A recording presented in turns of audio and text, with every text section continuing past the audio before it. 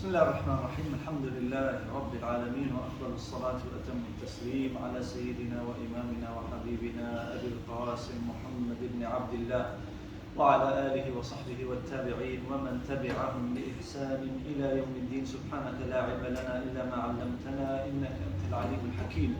رب اشرح لي صدري ويسر لي أمري واحلل عقدة من لساني يفقهوا قولي. I praise Allah Almighty, and I send prayers and blessings upon Prophet Muhammad sallallahu alaihi wasallam, his noble family, righteous companions, and all those that follow them with right guidance until the day of judgment. Ameen. Glory be to you, O Allah. No knowledge have we except that which you have taught us. Indeed, you are the all-knowing, the all-wise. My dear brothers and sisters, Assalamu alaikum wa rahmatullahi wa barakatuh. Hope everyone is doing well. And we continue, inshaAllah, with our tafsir class. And we got to the following ayah in Surah al-Baqarah. بعد أعوذ بالله من الشيطان الرجيم. بسم الله الرحمن الرحيم. وإذ استسقى موسى لقومه فقلنا اضرب بعصاك الحجر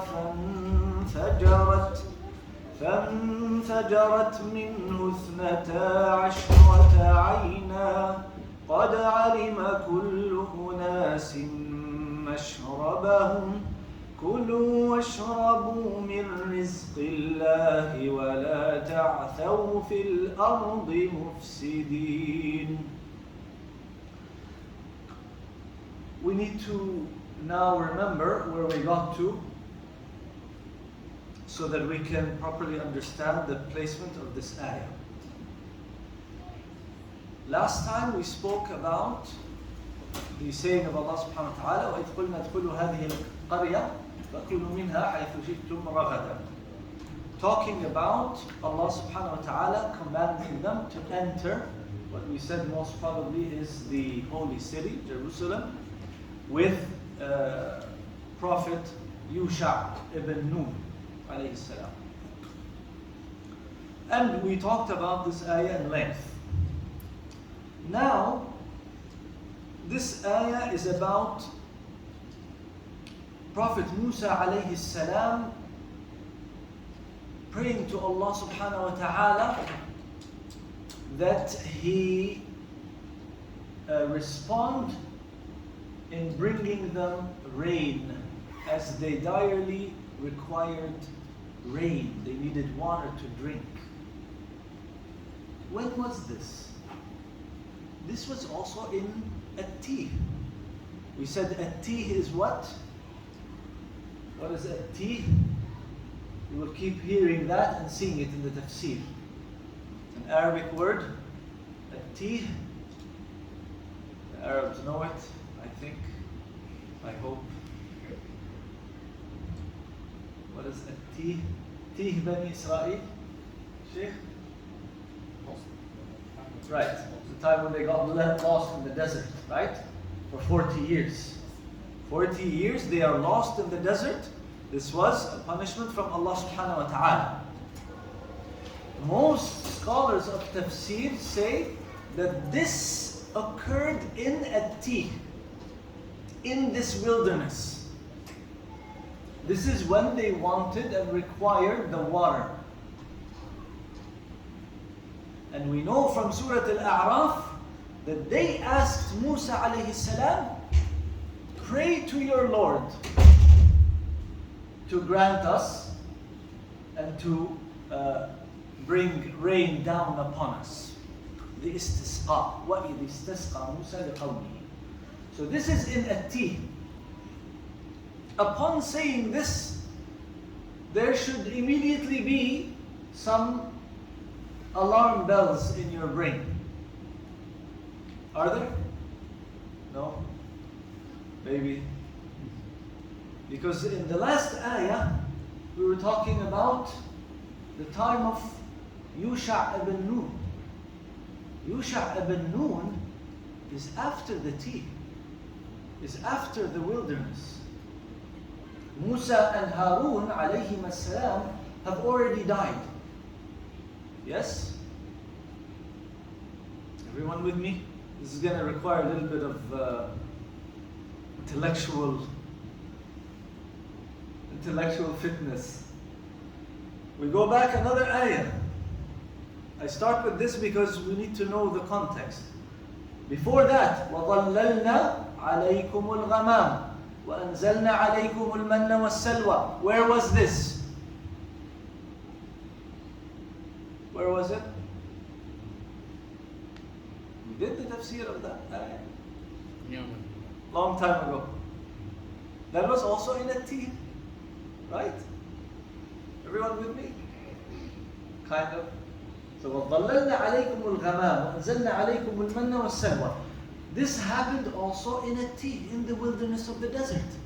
Allah subhanahu wa ta'ala was reminding them of His blessings upon them, that we gave you this miraculous food, al-man was-salwa, in a tea. Right? After that ayah, there is mention of udkhulu hadhihi al-qaryah. So, time-wise, chronologically, it went very much forward to the time of Yusha ibn Nun. And when they actually entered Jerusalem successfully. Now, وَإِذِ اسْتَسْقَى مُوسَى لِقَوْمِهِ, we are back in tea. Why is this? This is not an easy question. And to be honest, I didn't find a single mufassir who mentioned it. Okay, or who talked about it. Let's go to Surah Al-A'raf. In Surah Al-A'raf, Allah subhanahu wa ta'ala says, وَقَطَّعْنَاهُمُ اثْنَتَيْ عَشْرَةَ أَسْبَاطًا أُمَمًا وَأَوْحَيْنَا إِلَى مُوسَى إِذِ اسْتَسْقَاهُ قَوْمُهُ. Right? So this is where you have the istisqa. He mentions the istisqa, then he mentions وَأَنزَلْنَا عَلَيْهِمْ الْمَنَّ وَالسَّلْوَى. Okay? After that, وَإِذْ قِيلَ لَهُمُ اسْكُنُوا هَذِهِ الْقَرْيَةِ. So there, Allah subhanahu wa ta'ala placed whatever it was mentioned about the tea, the man was salwa that came down, and the istisqa, when Musa alayhi salam asked for water, did the prayer for Allah subhanahu wa ta'ala to give them rain, he mentioned it together, and then he mentioned after that, udkhulu hadihi al-qaryah. So it seems, wallahu a'lam, if we say the ayah, وَإِذْ قُلْنَا ادْخُلُوا هَذِهِ الْقَرْيَةَ فَكُلُوا مِنْهَا حَيْثُ شِئْتُمْ رَغَدًا, and then you see وَإِذِ اسْتَسْقَى مُوسَى لِقَوْمِهِ, you might think, oh, it seems like now we went back. If you look at it that way. But if you look at it, if you look at the whole picture, you see that actually the context is the wilderness at tea. وَظَلَّلْنَا عَلَيْكُمُ الْغَمَامَ وَأَنزَلْنَا عَلَيْكُمُ الْمَنَّ وَالسَّلْوَى. وَإِذْ قُلْنَا ادْخُلُوا هَذِهِ الْقَرْيَةَ, the next ayah. The next one, وَإِذْ اسْتَسْقَى مُوسَى لِقَوْمِهِ. The next one, وَإِذْ قُلْتُمْ يَا مُوسَى لَن نَّصْبِرَ عَلَى طَعَامٍ وَاحِدٍ. All were in a tea.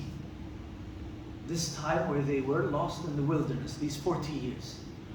So with that we see that actually this ayah, وَإِذْ قُلْنَا ادْخُلُوا هَذِهِ الْقَرْيَةِ, seems to be an interjection in the context of the wilderness at tea. Then the question becomes why? And like I said, this is not an easy question to answer, and I'll leave it with you for a few seconds until I get a sip of water.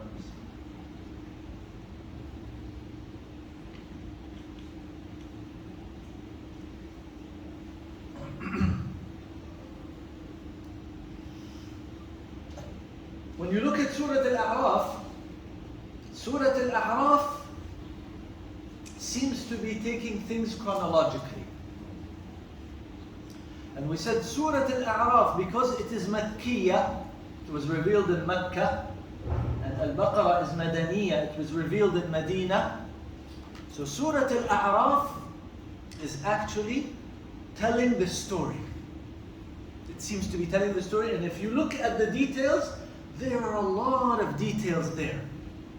Especially when we talk about how they worship the calf and what happened with that. So you see a lot of details of the story. And here in this set of verses, you see that there seems to be a chronology. Yes? This is not bad, brothers and sisters. We need to think about these things. We can't keep saying, no, we don't have a lot of knowledge, we just want to talk about the Qur'an at a very superficial level. What about going deep? What about really thinking about the book of Allah subhanahu wa ta'ala? Not just giving it a few minutes here and there. Give it more of your time. Give it more of your intellectual capacity, of your study, of your attention. So, in Al-A'raf, he mentions إِذِ اسْتَسْقَاهُ قَوْمُهُ. Then he mentions وَظَلَّلْنَا عَلَيْكُمُ الْغَمَامِ. This seems to be suitable chronologically. Are they going to ask for food first or for water? They don't have water in the middle of the desert. This is the first thing they're going to ask for. So they asked Musa alayhi salam, what are we going to drink here? So they asked him to do istisqa, to ask his Lord for rain. If we claim that this is suitable because Surah Al-A'raf was revealed first and therefore it is telling the story and giving the chronology, what is the context in Surah Al-Baqarah? The context is mentioning of blessings. From the beginning, remember when we started? Ya Bani Israel, اذكروا نعمتي التي أنعمت عليكم. So if the story goes a little bit forward or backward, it doesn't really matter. It's about mentioning the blessings. This is one possible answer. Wallahu a'lam. The other possibility, notice in the ayah, especially the huffaz, the ayah of وَظَلَّلْنَا عَلَيْكُمُ الْغَمَامِ. Eventually, كُلُوا مِنْ طَيِّبَاتِ مَا رَزَقْنَاكُمْ وَمَا ظَلَمُونَ وَلَكِنْ كَانُوا أَنفُسَهُمْ يَظْلِمُونَ. Right? In Surah Al-A'raf as well, at the end of it, وَظَلَّلْنَا عَلَيْهِمُ الْغَمَامُ وَأَنزَلْنَا عَلَيْهِمُ الْمَنَّ وَالسَّلْوَى كُلُوا مِنْ طَيِّبَاتِ مَا رَزَقْنَاكُمْ وَمَا ظَلَمُونَا وَلَكِنْ كَانُوا أَنفُسَهُمْ يَظْلِمُونَ. After that, immediately, وَإِذْ قِيلَ لَهُمْ اسْكُنُوا هَذِهِ الْقَرْيَةِ. In al-Baqarah, same. After وَلَكِنْ كَانُوا أَنفُسَهُمْ يَظْلِمُونَ وَإِذْ قُلْنَا ادْخُلُوا هَذِهِ الْقَرْيَةِ. The connection seems to be the end of this ayah, which is the talking about وَظَلَّلْنَا عَلَيْكُمُ الْغَمَامِ. So he said, وَمَا ظَلَمُونَ, they did not do us, they did not wrong us in any way. وَلَكِنْ كَانُوا أَنفُسَهُمْ يَظْلِمُونَ. But rather they used to wrong themselves. Then he mentions the story of enter this city. And what did they do? As we mentioned in the tafsir last time, they did not heed the command of Allah subhanahu wa ta'ala, they did the exact opposite. Instead of thanking Him for this incredible conquest, they mocked. This may be connected to the end of the ayah before it. They did not do injustice to us, they did not wrong us, but rather they wronged themselves. And then he mentions this story.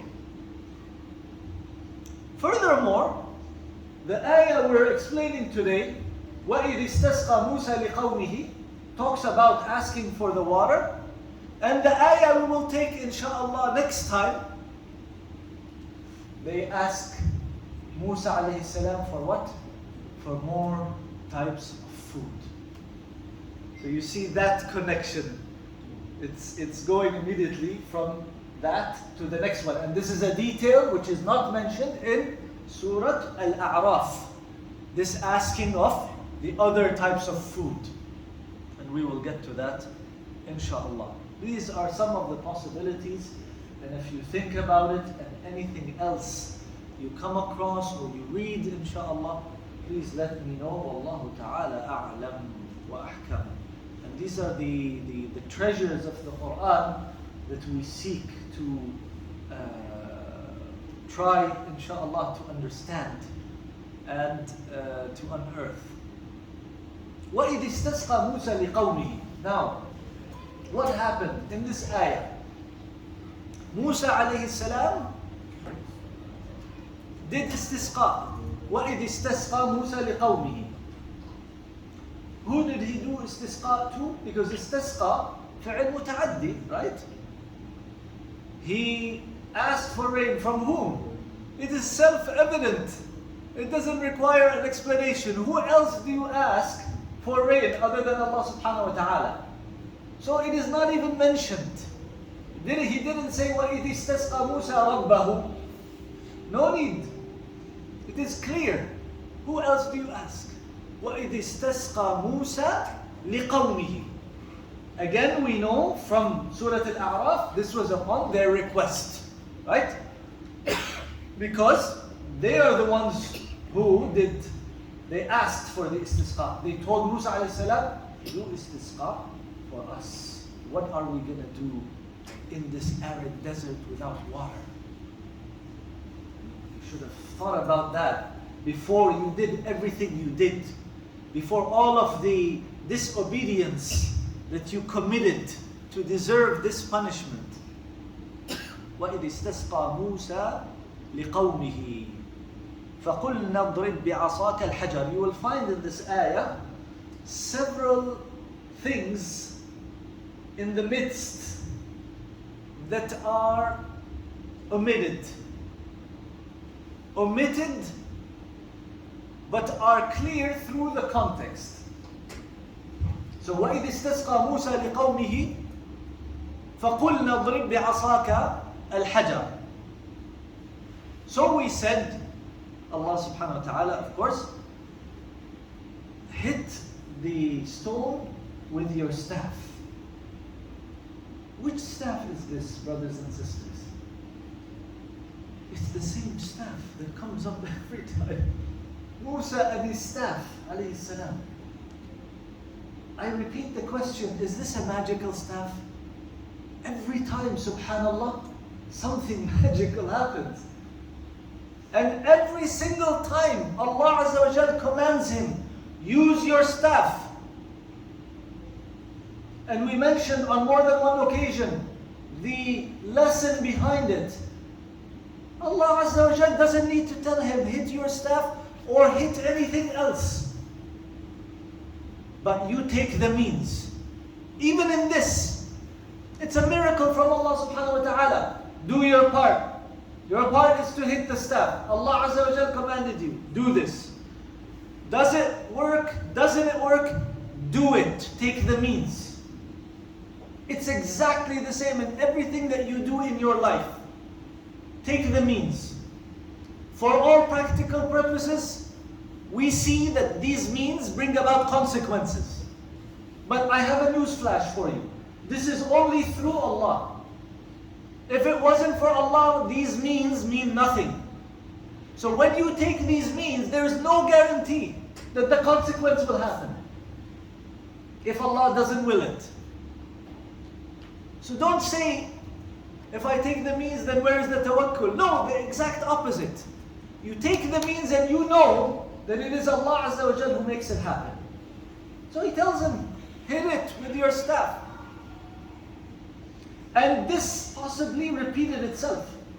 It didn't only happen once. Scholars differed. Did it happen once? Did it happen several times? If it happened several times, every single time, he had to hit it with his staff. Not a magical stick, just a regular stick. These are the miracles that Allah subhanahu wa ta'ala is working. So upon doing the istisqa for his people, after everything he faced from them and how much difficulty they gave him, again, he answered them to their request. He did the istisqa, and Allah subhanahu wa ta'ala tells him, hit the stone with your staff. اضرب بعصاك الحجر فانفجرت. طيب. What kind of a stone is this? A magical stone from which water flows. What stone? Again, scholars differed about it, even though there is nothing that the Qur'an specifies about this stone. But you will find narrations. Is it a stone that was with them, that they took along, that they carried with them like a special stone? Is it a stone that they just found out there in the wilderness? Many of the narrations seem to indicate that this was a stone that they took with them.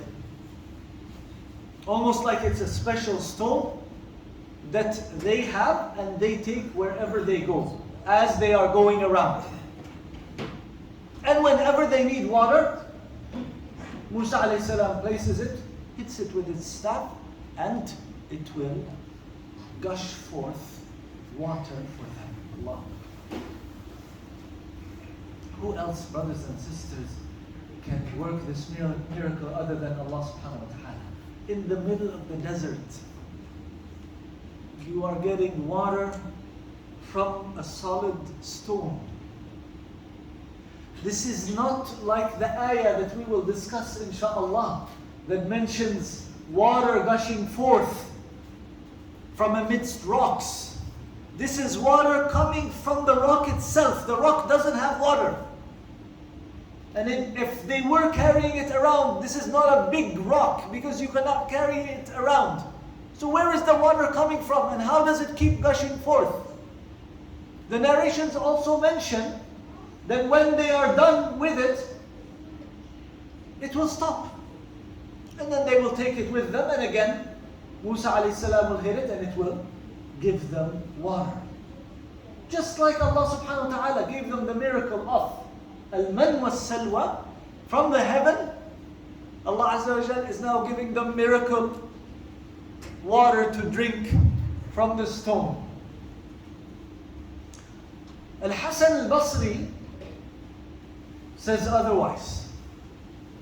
He said, actually, it is more of a miracle if this was any stone. Any stone that they found, and Allah tells him, hit it with your staff, and it will bring forth water. So it is not a particular stone, but any stone. As long as you hit it, as Allah commanded you, Allah subhanahu wa ta'ala will bring forth water for you. Subhanak ya Rabb. Is this greater, or the miracle of Muhammad sallallahu alayhi wa sallam, when the water gushed forth from between his fingers? Which one is greater?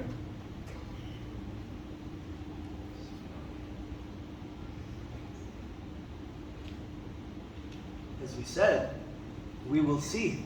We always see water coming forth from in between rocks, groundwater, right? Even though in this case we said this is a little bit different. This is just a stone, right? Sitting in the desert, and all of a sudden it's bringing forth water. It's an amazing miracle. They're all amazing miracles. But water coming from in between someone's fingers, this is something I don't think anyone has seen. Sallallahu alayhi wa alihi wa sallam. فقلنا اضرب بعصاك الحجر فانفجرت منه 12 عينا. As if it is not enough of a miracle that Allah subhanahu wa ta'ala will bring forth the water from this stone, Allah subhanahu wa ta'ala actually brought for them 12 springs. We don't know quite how big this stone is, but it seems there was a lot of water coming out, because it had 12 springs, maybe 3 in each corner. Why 12? 12 tribes of Bani Israel. Can it get any easier than this? Look at how easy Allah subhanahu wa ta'ala is making their life. Miracle water and the same number of tribes. You have 12 tribes of Bani Israel. Here is 12 springs. Subhanak The Bible mentions 12 as well, but there doesn't seem to be any mention of this miracle. That it is Musa alayhi salam who was told to hit the stone with his staff, and then Allah subhanahu wa ta'ala gave them these 12 springs. They found it. Mentioned this happened in Jerusalem, is it? This happened in the tea, as we said. Because the 12 in Egypt we have Uyun Musa, the 12 right. It's believed that it's the same one. Where it is, yeah, it might be a different issue. You have Uyun Musa, right? They are 12, well. And they are 12, exactly. And yeah, this is, I've seen this is mentioned geographically. And we also hear about something called Ayn Musa. You heard of that as well?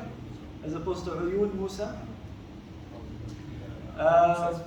Well, a lot of times, subhanallah, you will find stuff like this where people will attribute to their own country something or someone in relation to some of the prophets of Allah, and it's not always authentic. 12 for the 12 tribes, so that they can each drink in a way that is organized, that is amicable, wherein there will not be any quarreling between the tribes. This is no simple matter, brothers and sisters. You are in the desert now. And we mentioned when we talked about al-man wa salwa, even though they were commanded, you only take what you need for the day. Don't take any more. Don't worry, the next day you will get more, right? And yet, some narrations mention that they would take more. They didn't have confidence in the promise. So same here now. You can easily see how there may be quarreling. But Allah subhanahu wa ta'ala gave them out of His blessing. 12, here is 12. Don't quarrel. قَدْ عَلِمَ كُلُّ أُنَاسٍ مَشْرَبَهُمْ. Every people knew their place of drink. Each tribe knows that each spring is for them. Subhanallah. In the middle of the desert. Of course, what do we benefit and understand from this? Water and water resources continue to this day to be a source of conflict, and may become worse and worse as the days come, subhanallah, right? How will people deal with it? And how is the distribution? Very important. قَدْ عَلِمَ كُلُّ أُنَاسٍ مَشْرَبَهُمْ. Allah subhanahu wa ta'ala organized it for them. When you are dealing with the public, with things in the public sphere, organize it in such a way so that there will not be quarreling. Don't say these people are awliya of Allah. These people fear Allah. You don't go on that assumption. You do your part and you distribute properly. And you organize it properly. قَدْ عَلِمَ كُلُّ أُنَاسٍ مَشْرَبَهُمْ. Another blessing. Every people know from where they will get their drink. كُلُوا وَاشْرَبُوا مِنْ رِزْقِ اللَّهِ. Eat and drink. Before that, Surah Al-A'raf. We said, فَانْفَجَرَتْ مِنْهُ اثْنَتَا عَشْرَةَ عَيْنًا. Now this is for you. I gave you enough context in the first, I think 15 minutes or so you can answer this question now, inshallah. Because we talked about Surah Al-A'raf and Surah al-Baqarah. So now here, فَانْفَجَرَتْ مِنْهُ اثْنَتَا عَشْرَةَ عَيْنًا. In Surah Al-A'raf, فَانْبَجَسَتْ مِنْهُ اثْنَتَا عَشْرَةَ عَيْنًا. فَانْبَجَسَتْ. How is it different from فَانْفَجَرَتْ? انفجرت came gushing forth, exploding out of the rock.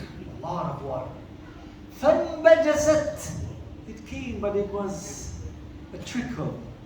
It wasn't much coming out. Why فانبجست in al-A'raf and فانفجرت in al-Baqarah?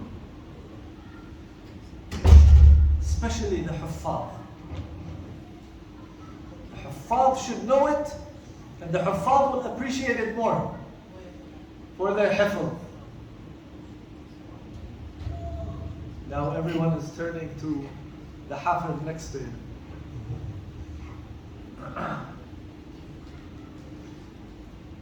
What could it be?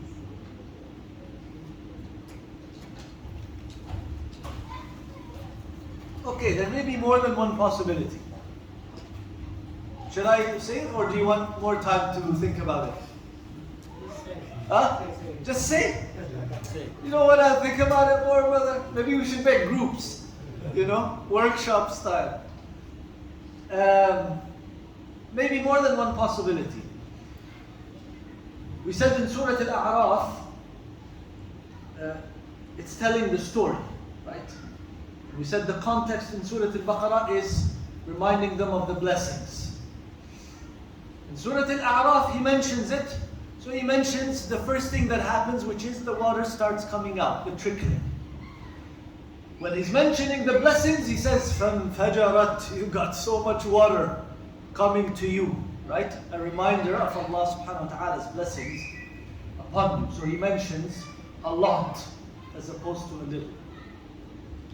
Another possibility, in Surah Al-A'raf, it mentions that the people of Musa alayhi salam are the ones who asked Musa, right? إِذِ اسْتَسْقَاهُ قَوْمُهُ. His people asked him. So what came out? فَانْبَجَسَتْ. They got a trickle of water. In this one, وَإِذِ اسْتَسْقَى مُوسَى mentions Musa alayhi salam and the istisqa. فَانْفَجَرَتْ مِنْهُ 12 عَيْنٍ. وَاللَّهُ تَعَالَى أَعْلَمُ. But these are gems, subhanallah, that are there for people who ponder and deliberate over the Qur'an. And this may be one of the reasons, wallahu a'lam, that there are these nuances, these minor differences here and there. I used to always ask myself this during the hifz, memorizing. Small difference here, a little bit of difference there. Why? This may be one of the reasons, subhanallah. So that people can put that effort in order to discover these things, to try to understand them. قَدْ عَلِمَ كُلُّ أُنَاسٍ مَشْرَبَهُمْ كُلُوا وَاشْرَبُوا مِنْ رِزْقِ اللَّهِ. Eat and drink of the rizq, of the provision of Allah. Allahu Akbar. My brothers and sisters, whatever we are enjoying of food and drink and blessings is the rizq of Allah subhanahu wa ta'ala. It all belongs to Allah Azza wa Jalla. Whatever it is, and however much you have a hand in it. Here, this is truly, bona fidely, rizqillah. They have no hand in it whatsoever, right? Allah Azza wa Jal gave them the water from a stone and man was salwa from the heavens. Did they have any hand in it? This is the rizq of Allah subhanahu wa ta'ala. Does that mean that when we have a hand in it, when we go after it, that it is not the rizq of Allah? Because I contributed, because I put some effort? Or is it still the rizq of Allah?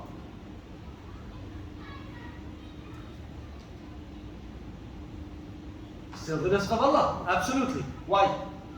Can you give me some ayahs, some ahadith? Because when someone is born, his rizq is already written.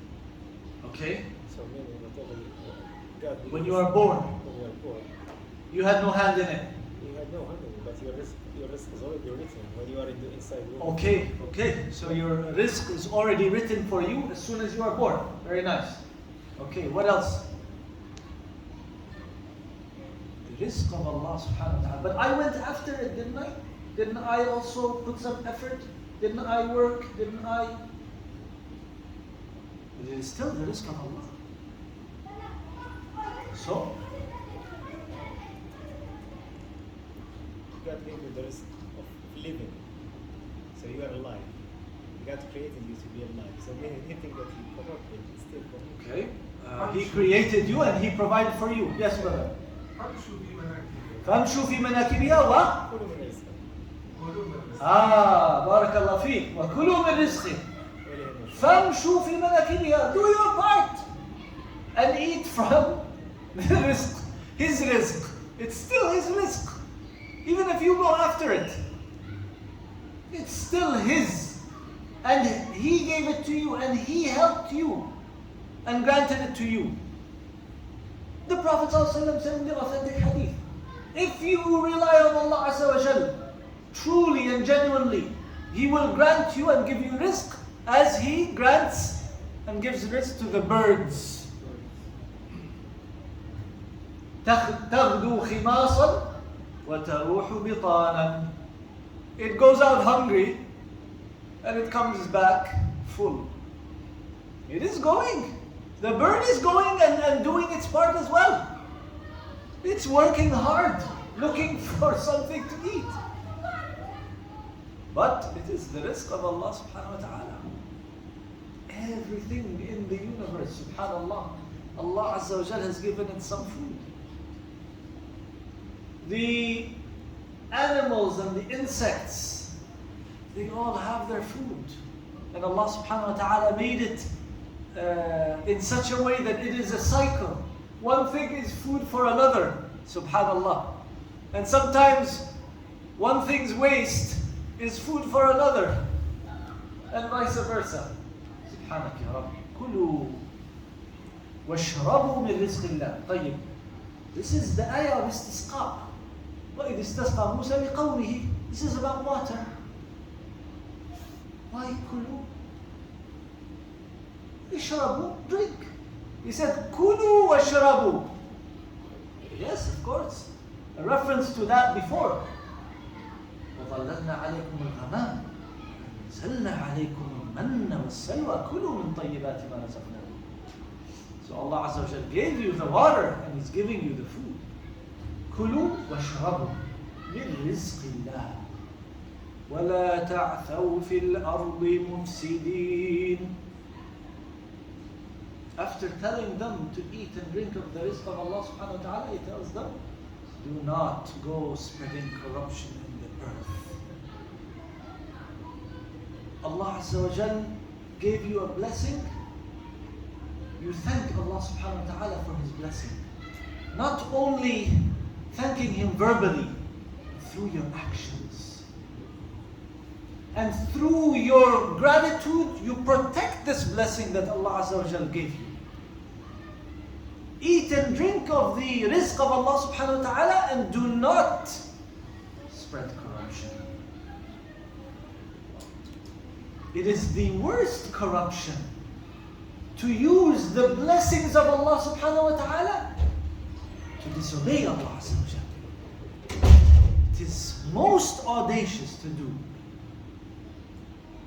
وَلَا تَعْثَوْا فِي الْأَرْضِ مُفْسِدِينَ. In English, we just use the word corruption. But in Arabic, we have several words for it. وَلَا تَعْثَوْا. What is وَلَا تَعْثَوْا? So the verb is عَثِيَ or عَثَى. And scholars said this is أَشَدُّ الْإِفْسَادِ. The worst of fasad, the worst of corruption and corrupting. وَلَا تَعْثَوْا فِي الْأَرْضِ مُفْسِدِينَ. In other words, do not go around spreading corruption, mufsideen, spreading corruption in the earth. Show your gratitude to Allah subhanahu wa ta'ala for His blessings. And fasad and ifsad is one of the greatest ills that our ummah suffers and the whole world suffers from.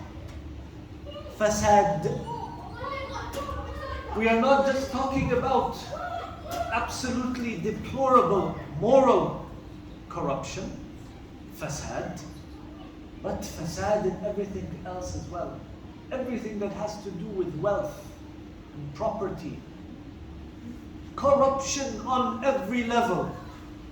And brothers and sisters, the ummah unfortunately is not an exception from this. In our Muslim ummah, where Islam commands all kinds of chastity, including chastity of the nafs, moral chastity, financial chastity, yet you see so much fasad, so much corruption, so much lack of integrity and honesty when it comes to work, wealth, finances, resources.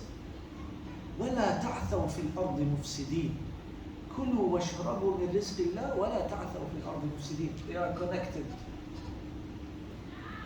Enjoy the blessings of Allah subhanahu wa ta'ala and do not corrupt and spread corruption.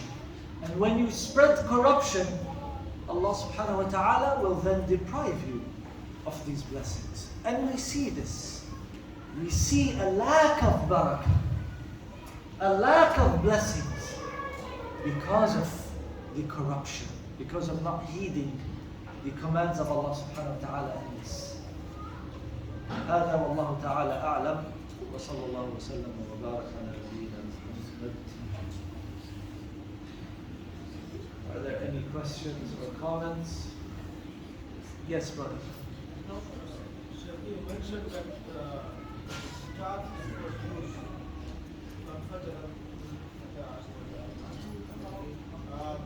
The narration should mention is it from Banu Israel or from Sahaba or Hadith that this is the staff of Musa? No, it is the staff of Musa. The narrations try to mention what is the stone. What is the stone? Is it a stone they carried with them? Is it a stone that was just there in the desert? What kind of a stone? Some narrations say it is a stone from the Tur, from Jabal al-Tur, from the mount that Musa alayhi salam spoke to Allah subhanahu wa ta'ala on. So there were narrations like this. As for the staff, it seems to be the staff of Musa. It is the same staff. The same staff with which he worked all of these other miracles. That's why I said, is it a magic staff? Because every time there is a miracle in it. We saw all of the miracles from the very beginning. Allah Azza wa Jal asked Musa alayhi salam, what is this, O Musa alayhi salam? What is it? And Allah knows how many millions of atoms are in that staff. And He's asking Musa, what is this in your hand, O Musa? ما تلك بيمينك يا موسى قال هي عصاي the stick أتوكأ عليها وأهش بها على غنمي, as if Allah doesn't know this. ولي فيها مآرب أخرى. الله أكبر. What does ولي فيها مآرب أخرى mean? And I have other uses for it as well. So now let's think about it the other way. What is this in your hand, Musa? Oh, it's just a stupid stick.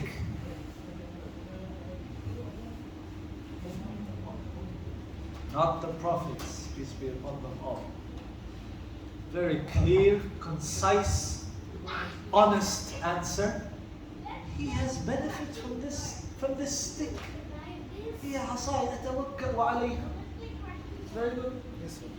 Very important. May Allah not make us of those who need it in older age. But maybe He will. وَأَهُشُّ بِهَا عَلَى غَنَمِ. وَلِيَ فِيهَا مَآرِبُ أُخْرَى. And I have other, look at the contentment. And I have other uses for it. And Allah only knows what other uses you are going to use it for.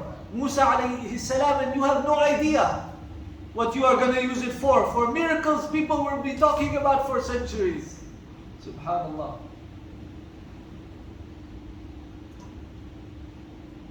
So it is the staff of Musa with which he did all of the other things.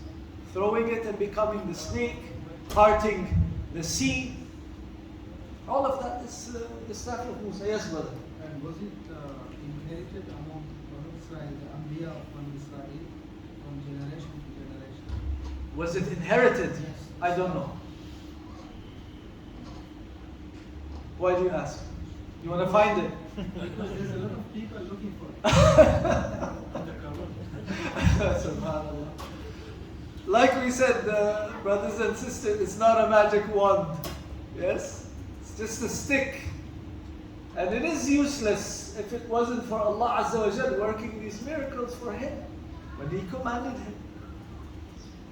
So, Sheikh, so basically, the ayah when you mentioned before that وَقَقْتُلُوا أَنفُسَكُمْ, and then you explained that possibly they did Possibly. not, Thank you very much for saying possibly. Possibly, you said possibly they did not do it. Possibly. Because if they have done it, for example, that means all those that oppose or they worship the calves will not be here in this story. They will not be punished later on. Because here they are being punished basically by God. You mean the ones in at T? Yeah, the one they are at here. They're being punished. No, when they killed themselves, it's not that they were all destroyed, brother. Even that's, again, going back to that ayah. The story that mass execution happened is very, very common. And it's the opinion of many. Okay? But does that mean that there was no one from Bani Israel left? No, there were, of course. But because there is ayah in the Qur'an where Fir'aun said, هَؤُلَاءِ لَشِرْذِمَ قَلِيلٌ. Yes. Again, لَشِرْذِمَا is relative. Yeah, but And this is the time of Fir'aun. Oh, you're saying they were a small number of people in the first place? Either way, the ayah does not mean that there was no one from Bani Israel left. This is not what is meant. But there was mass execution, and we even mentioned one opinion, and this seems to be corroborated by the Bible as well, that the people who did not worship the calf were ordered to kill the ones who did, right? So in that case, there were still people that were around. Yeah, it's not that there was no one left from Bani Israel. Yeah. Allahu A'lam. Yes, brother. The last question maybe. About the fasad, like Allah subhanahu wa ta'ala is telling them, asking them, وَلَا تَعْصَوْا بِالْأَرْضِ, don't make fasad. On the other hand, Fir'aun also said, this Musa He is doing fasad. Yeah. And until now, this Subhanallah. he said, terminology or technology is being used. One side is blaming this side, they are doing fasad, the other side is blaming the other side, they are doing fasad. The Munafiqun, beginning of al-Baqarah, you did the tafsir, right? The Munafiqun will say that they are muslihun. Well, Allah says they are mufsidun. They are the ones spreading the corruption. Always the tyrants, the dictators of the world, the despots, will always accuse the reformers of being mufsideen, of spreading corruption. This is the way of the tyrants and the way of the hypocrites, as we can see. They will claim to be reforming, but actually they are the ones spreading the corruption. So how is for the public people who are Muslims? Yeah, this is where wa'i comes in, awareness, understanding, a deep understanding, right?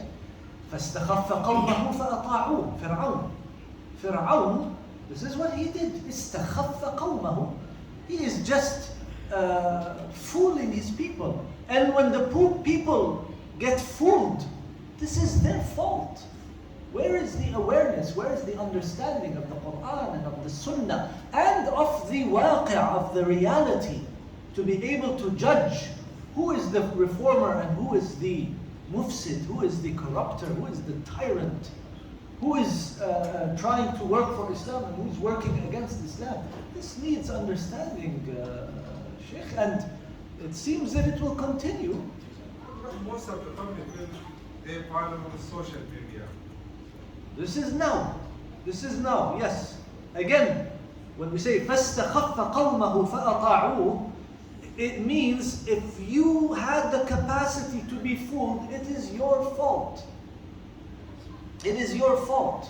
Similarly, if you are fooled because of social media, or I'll take it a step further, because of bots, thousands and thousands of bots spreading garbage. If you are fooled by this, then that's your problem. فَاسْتَخَفَّ قَوْمَهُ فَأَطَاعُوهُ. There's the famous Arabic saying, when it was told to Fir'aun, what made you this Fir'aun? Ya Fir'aun, ma fara'anak? He said, I didn't find anyone to stop me. I didn't find anyone to stand in my way. So where is the awareness and the understanding of the people? And this is why I always emphasize this point. Awareness. Sometimes people may think, why are we talking about some of these things? I will never have a role in this or that, especially in the public sphere. Awareness. Awareness is very important. What was the approximate age of Prophet Moses? You mean during the time of... During this time, when they were lost in the sea. How does it... Because what are you trying to get at? In other words? No, because we know that Prophet Moses, when he was sent to Pharaoh, he was after his 40s. Okay. Yeah. And then when we add this 40 years, Okay. nothing would happen. That means Prophet Moses Lived for a long time? All of the prophets lived for a long time, brother. Peace be upon them all. Nuh alayhi salam lived for possibly over 900. more. 950 years he was doing da'wah. ألف سنة إلا 50 عاما, he was doing da'wah. Maybe he lived more than 1,000 years. So, as the Prophet ﷺ said in the authentic hadith, that Adam alayhi salam was very tall, people were older, and they used to live a lot longer, and this has been contracting across the ages. So it is very possible that he lived for a long time. I don't know for sure. Yeah, because right after this there is a story of Yusha. Yeah. So meaning, or possibly that Moses, peace be upon him, he did not live longer after when they were lost in the sea. No, he didn't. He died while they were in the tea. Yeah, he died while they were in the tea. Yeah, Yes, so that's what I said. So because Yusha ibn Nun is the one who took them out of who the took tea. them after the tea, Absolutely. yeah. So that's what I mean. What they want is that's the time when Moses, peace be upon him, who was actually at old age. Yes. When He was old age. Again, it's relative. Yes. It is relative. If you talk about Musa alayhi salam, you're talking about some 3,000 years ago or so, right? So yeah, they used to live longer. But again, he's very far from Nuh alayhi salam. So it wasn't the very long ages that they used to live. That was on another level. Allah. بارك الله فيكم سبحانك اللهم وبحمدك نشهد ان لا اله الا انت نستغفرك